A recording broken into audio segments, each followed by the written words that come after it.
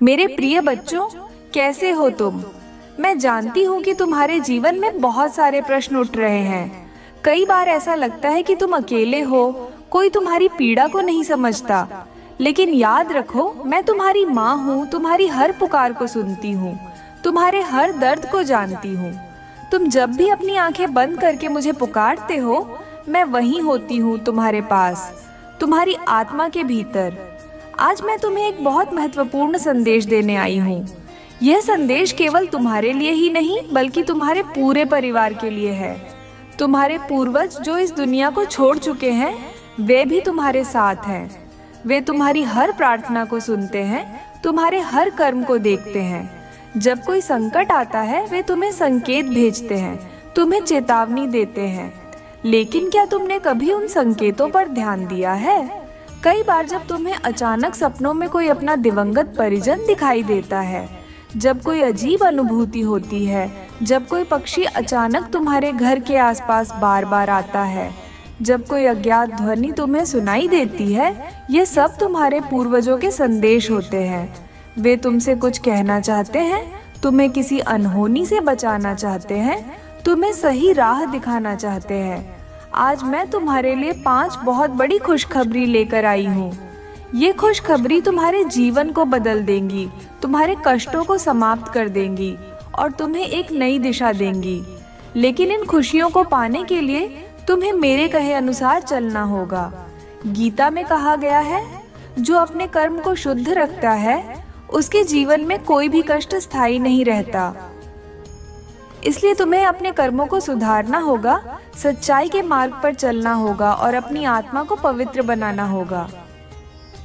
अब मैं तुम्हें पहली खुशखबरी सुनाने जा रही हूँ। सुनो मेरे बच्चे, आज तुम्हारे भाग्य का चक्र घूम चुका है। वह धन, वह सुख, वह शांति जो अब तक तुमसे दूर थी, अब तुम्हारे पास आने वाली है। तुम्हारे घर में समृद्धि का प्रकाश फैलने वाला है। लेकिन ध्यान रहे, तुम्हें अपने धन को सही कर्मों में लगाना होगा। यदि तुम इसे गलत मार्ग पर खर्च करोगे, तो यह धन तुम्हारे लिए अभिशाप बन जाएगा। गीता में कहा गया है, जो धन धर्म के कार्यों में लगाया जाता है, वह बढ़ता है, और जो धन केवल स्वयं के सुख के लिए संचित किया जाता है, वह नष्ट हो जाता है। इसलिए जब तुम्हें यह खुशखबरी प्राप्त होगी, तब इसे सत्कार्यों में लगाना, जरूरतमंदों की सहायता करना और अपने परिवार के साथ इसे सही दिशा में उपयोग करना। अब मैं तुम्हें दूसरी खुशखबरी सुनाने जा रही हूँ। मेरे बच्चे, तुम्हारे जीवन में जो लोग तुम्हें छल रहे थे, जो तुम्हारी पीठ पीछे तुम्हारे विरुद्ध षड्यंत्र कर रहे थे, वे अब स्वयं अपने जाल में फंसने वाले हैं। मैं तुम्हारी रक्षा के लिए स्वयं आई हूँ। तुम्हें इन शत्रुओं से डरने की कोई आवश्यकता नहीं है। याद रखो, जब कोई भक्त सच्चे मन से माता रानी को पुकारता है, तो उसके जीवन से सभी बाधाएं स्वतः समाप्त हो जाती हैं। गीता में कहा गया है, जो व्यक्ति सत्य और धर्म की राह पर चलता है, उसके शत्रु स्वयं ही पराजित हो जाते हैं। इसलिए तुम अपने मार्ग पर चलते रहो, अपने कार्यों को निष्ठा से करते रहो। जो लोग तुम्हें हानि पहुंचाने की योजना बना रहे थे, वे अब स्वयं मेरी शक्ति का अनुभव करेंगे। अब मैं तुम्हें तीसरी खुशखबरी देने जा रही हूँ। ध्यान से सुनो मेरे बच्चे, अब तुम्हारी सारी मानसिक चिंता समाप्त होने वाली है। जो बेचैनी, जो तनाव, जो अनिद्रा तुम्हें लंबे समय से सता रही थी, वह अब समाप्त हो जाएगी। तुम्हें अब एक नई ऊर्जा प्राप्त होगी, तुम्हारे भीतर एक नई शक्ति का संचार होगा। लेकिन इसके लिए तुम्हें प्रतिदिन भगवत गीता का पाठ करना होगा, माता रानी का ध्यान करना होगा और अपने मन को शुद्ध रखना होगा। गीता में कहा गया है, जो अपने मन को नियंत्रित कर लेता है, उसके जीवन में कभी भी अशांति नहीं आ सकती। इसीलिए ध्यान, प्रार्थना और सकारात्मक सोच को अपने जीवन का हिस्सा बनाओ। जब तुम अपने भीतर की शक्ति को पहचानोगे, तब तुम देखोगे कि तुम्हारे जीवन में चमत्कार होने लगे हैं। अब मैं तुम्हें चौथी खुशखबरी देने जा रही हूँ।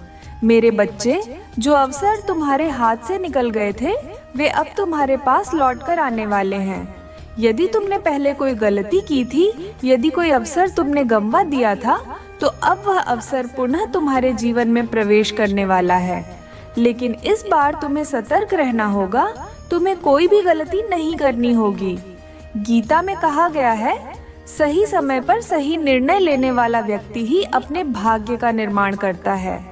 इसलिए जब यह अवसर तुम्हारे पास आए तब तुम पूरी ईमानदारी से उसका लाभ उठाना और उसे अपने जीवन में एक नई दिशा देने देना। अब मैं तुम्हें 5वीं और सबसे बड़ी खुशखबरी सुनाने जा रही हूँ। मेरे बच्चे, तुम्हारे जीवन में एक बहुत बड़ा बदलाव आने वाला है। यह बदलाव तुम्हारे परिवार, तुम्हारे रिश्तों और तुम्हारे पूरे भविष्य को प्रभावित करेगा। यह बदलाव तुम्हारे लिए अत्यंत शुभ होने वाला है, लेकिन तुम्हें इसे स्वीकार करने के लिए तैयार रहना होगा। कहा गया है, परिवर्तन संसार का नियम है और जो व्यक्ति परिवर्तन को स्वीकार कर लेता है वह जीवन में आगे बढ़ता है। इसलिए जब यह बदलाव तुम्हारे जीवन में आए तो घबराना मत, डरना मत, बल्कि इसे पूरी श्रद्धा के साथ स्वीकार करना। यह परिवर्तन तुम्हें एक नई ऊंचाई तक ले जाएगा, तुम्हें एक नया जीवन देगा। अब मेरे बच्चे, मैं तुमसे यही कहना चाहती हूँ कि इन 5 खुशखबरियों को प्राप्त करने के लिए तुम्हें स्वयं को तैयार करना होगा। मुझे तुम्हारे ऊपर पूरा विश्वास है कि तुम इन संदेशों को समझोगे, अपने जीवन में उतारोगे और अपने भाग्य को स्वयं बदलोगे। तुम्हारे मन में अनेक प्रश्न उठ रहे होंगे। तुम्हारे हृदय में एक जिज्ञासा होगी कि यह जो 5 खुशखबरियां मैंने तुम्हें दी है, इन्हें पाने के लिए तुम्हें क्या करना होगा? कैसे तुम्हारे जीवन में ये वरदान साकार होंगे? कैसे तुम्हारे पूर्वज तुम्हें इन संकेतों के माध्यम से सही राह दिखा रहे हैं? आज मैं तुम्हें इन सभी प्रश्नों के उत्तर देने आई हूँ। पहले मैं तुम्हें एक बहुत ही महत्वपूर्ण सत्य बताती हूँ। गीता में कहा गया है, जो व्यक्ति अपने जीवन में श्रद्धा रखता है, जो अपने इष्ट पर पूर्ण विश्वास करता है, उसे जीवन में कभी भी असफलता का सामना नहीं करना पड़ता। लेकिन याद रखो, केवल विश्वास करना ही पर्याप्त नहीं है, तुम्हें अपने कर्म भी पवित्र करने होंगे। जब तक तुम अपने जीवन में अच्छे कर्म नहीं करोगे, तब तक ईश्वर के आशीर्वाद का फल नहीं मिलेगा। अब मैं तुम्हें पहली खुशखबरी के विस्तार में बताने जा रही हूँ। धन, सुख और समृद्धि कैसे तुम्हारे जीवन में आएगी। याद रखना मेरे बच्चे, धन का स्रोत केवल मेहनत नहीं होती, बल्कि अच्छे कर्म और सच्चे मन से की गई सेवा भी धन को आकर्षित करती है। जब तुम अपने घर में माता लक्ष्मी का आह्वान करते हो, जब तुम अपने कर्मों को पवित्र बनाते हो, तब तुम्हारे जीवन में समृद्धि आती है। इसलिए तुम्हें कुछ उपाय करने होंगे। मग प्रतिदिन प्रातःकाल माता लक्ष्मी और भगवान विष्णु का ध्यान करो। डू, गायों को हरा चारा दो, इससे धन का संचार तेजी से होगा। 3, घर के उत्तर पूर्व कोने में दीप जलाओ और वहां शुद्धता बनाए रखो। अब मैं तुम्हें दूसरी खुशखबरी के बारे में विस्तार से बताती हूँ। तुम्हारे शत्रु स्वयं पराजित होंगे। मेरे बच्चे, याद रखो, गीता में कहा गया है, जो व्यक्ति सत्य और धर्म के मार्ग पर चलता है, उसके विरोधी स्वयं ही नष्ट हो जाते हैं। यदि तुम्हारे जीवन में ऐसे लोग हैं जो तुम्हें धोखा दे रहे हैं, तुम्हारे लिए षड्यंत्र कर रहे हैं, तो उन्हें तुम स्वयं नहीं हराओगे, बल्कि मेरे आशीर्वाद से वे स्वयं ही अपने ही कर्मों के कारण नष्ट हो जाएंगे। लेकिन ध्यान रहे, तुम्हें अपने भीतर घृणा और प्रतिशोध की भावना नहीं रखनी है, क्योंकि जो व्यक्ति बदले की भावना से जीता है, उसका मन कभी शांत नहीं रहता। इसलिए अपने जीवन में ईमानदारी और सच्चाई को अपनाओ और जो भी तुम्हें कष्ट पहुंचा रहा है, उसे मेरे ऊपर छोड़ दो। अब मैं तुम्हें तीसरी खुशखबरी के बारे में बताती हूँ। तुम्हारे मानसिक तनाव और जीवन की परेशानियाँ समाप्त होने वाली हैं। लेकिन मेरे बच्चे, तुम्हें ध्यान और प्रार्थना का सहारा लेना होगा। जब भी तुम परेशान होते हो, जब भी तुम्हारा मन अशांत होता है, उस समय मेरी शरण में आओ। गीता में कहा गया है, जो व्यक्ति अपनी आत्मा को शांत रखता है, वह सबसे बड़ी कठिनाइयों में भी सफलता प्राप्त कर लेता है। इसलिए जब भी तुम्हें घबराहट हो, जब भी तुम्हारा मन बेचैन हो, तब यह उपाय करो। 1, रात को सोने से पहले हनुमान चालीसा का पाठ करो, इससे भय समाप्त होगा। 2, अपने सिरहाने तुलसी के पत्ते रखो, इससे मानसिक शांति बनी रहेगी। 3, रोज सुबह सूर्योदय से पहले स्नान करो और प्रार्थना करो। अब मैं तुम्हें चौथी खुशखबरी के बारे में विस्तार से बताती हूँ। खोया हुआ अवसर अब तुम्हारे पास लौट कर आने वाला है। मेरे बच्चे, तुमने कभी सोचा है कि जब कोई अवसर चला जाता है तो उसका कारण क्या होता है? वह इसलिए चला जाता है क्योंकि उस समय तुम उसके लिए तैयार नहीं होते। लेकिन अब मैं तुम्हें एक और मौका देने जा रही हूँ।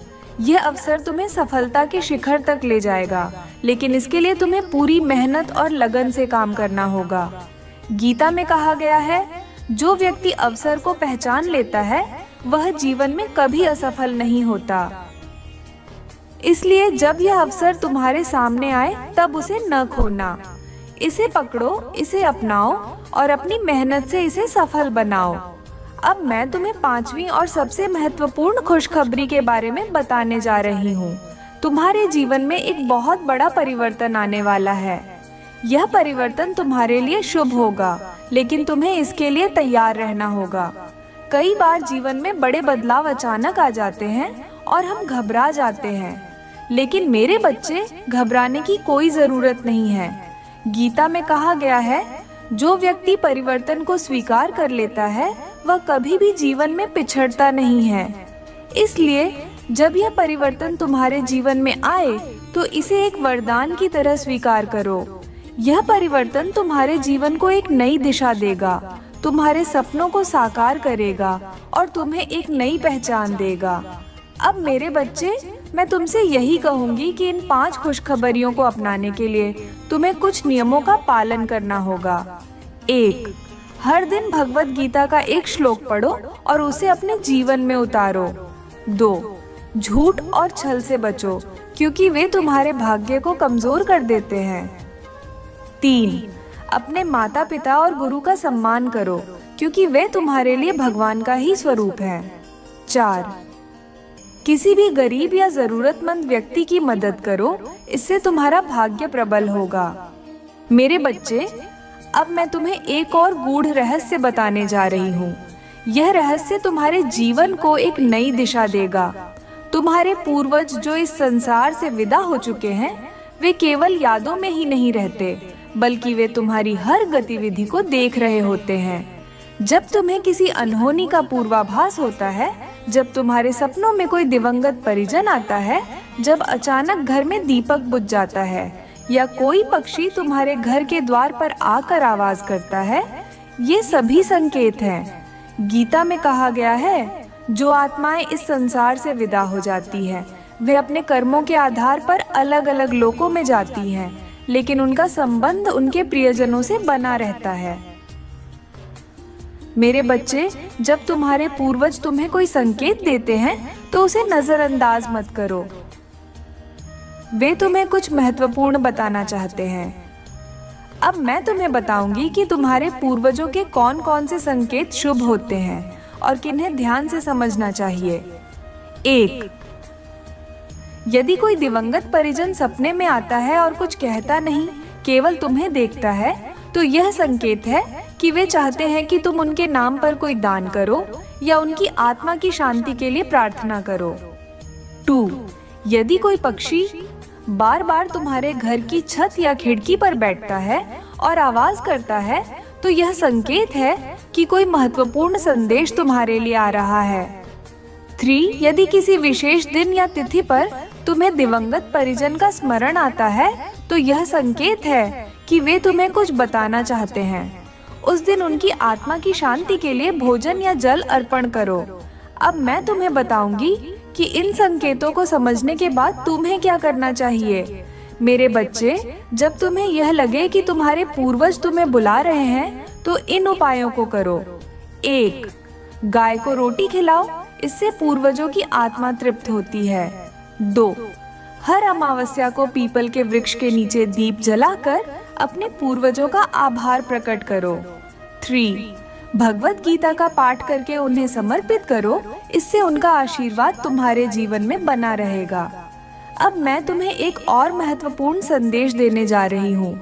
मेरे बच्चे, गीता में कहा गया है, जो व्यक्ति अपने पूर्वजों का सम्मान करता है, उसकी संतानें हमेशा सुखी और संपन्न रहती हैं।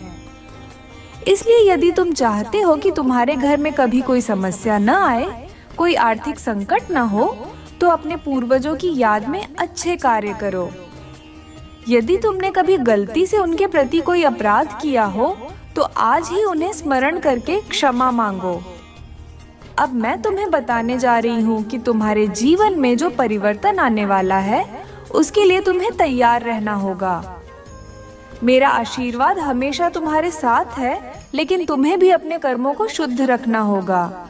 मैं जानती हूँ कि तुम्हारे मन में कई संदेह होंगे, कई प्रश्न उठ रहे होंगे, लेकिन मेरे बच्चे, याद रखो, जो व्यक्ति अपने मन से डर को निकाल देता है और भगवान के प्रति पूर्ण श्रद्धा रखता है, उसे जीवन में कभी असफलता का सामना नहीं करना पड़ता। अब मैं तुम्हें एक बहुत ही महत्वपूर्ण सत्य बताने जा रही हूँ। तुम्हारे जीवन का सबसे बड़ा बदलाव अब बहुत ही जल्द आने वाला है, लेकिन इस बदलाव को स्वीकार करने के लिए तुम्हें मानसिक और आत्मिक रूप से तैयार रहना होगा। जब तुम देखोगे कि अचानक तुम्हारे जीवन में परिस्थितियां बदलने लगी हैं, जब तुम्हें लगे कि कुछ बड़ा होने वाला है, तब घबराना मत, क्योंकि यह मेरी योजना है। अब मैं तुम्हें एक अत्यंत शक्तिशाली उपाय बताने जा रही हूँ, जिससे तुम्हारा भाग्य और भी तेजी से बदलेगा। 1. प्रत्येक गुरुवार को केले के वृक्ष में जल अर्पण करो और विष्णु सहस्त्र नाम का पाठ करो। 2. रोज सुबह अपने माता पिता के चरण स्पर्श करो, इससे तुम्हारे जीवन में स्थायी सुख आएगा। 3. किसी निर्धन व्यक्ति को भोजन कराओ, इससे न केवल तुम्हारे पूर्वज प्रसन्न होंगे, बल्कि तुम्हारा भाग्य भी जागृत होगा।